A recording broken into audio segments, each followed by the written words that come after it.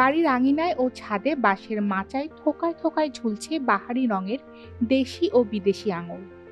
সবুজ, হলুদ ও লাল রঙের থোকায় থোকায় ঝুলে থাকা আঙুর নজর কাড়ছে পথচারীদের। এ নিয়ে রঙিন স্বপ্ন বুনছেন ধামরাই উপজেলার পৌরসভা এলাকার কৃষি উদ্যোক্তা শেখ সুরুজ বাঙালি। সুরুজ বাঙালি ইউটিউব দেখে বাড়ির আঙিনায় পরীক্ষামূলকভাবে আঙুর চাষ শুরু করেন। ৪ বছর ধরে শখের বশে চাষ করে সফল হয় তিনি এখন বাণিজ্যিকভাবে চাষাবাদের পরিকল্পনা নিয়ে কাজ করার চিন্তা করছেন। মিষ্টি এসব আঙুরের চারা আশেপাশের এলাকার প্রায় ৪০ জনকে বিনামূল্যে দিয়েছেন তিনি।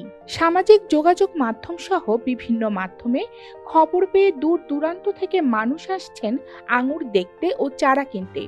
তবে আঙুর চারা তিনি বিনামূল্যে বিতরণ করছেন। ইউটিউবে এই আঙ্গুরের এইটা দেখি আমি।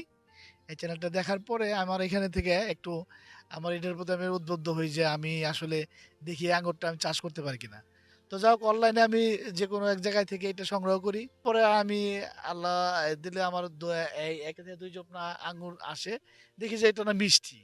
তো আমি কাউকে আসলে বিশ্বাস করাতে পারি না। আমার নিজের বাড়ির মানুষকেও বিশ্বাস করাতে পারি না যে আসলে মিষ্টি আঙ্গুর বাংলাদেশে হওয়া সম্ভব। কৃষিকে নিয়ে আমরা একটু করি, একটু মনোযোগী হই তাহলে আমাদের এই ফল চাষ করে, এই আঙ্গুর চাষ করে আমাদের যে অ্যা ফ যে বাহির থেকে যে এক্সপোর্ট করে যে ফল আনতে হয়, সেটা আমরা মনে হয় অনেকটা এই ঘাটতি পূরণ করতে পারব।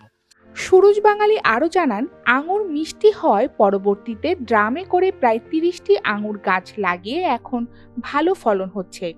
বর্তমানে পরিবার সহ আত্মীয় স্বজন ও প্রতিবেশীদের চাহিদা অনেকাংশেই পূরণ করছে।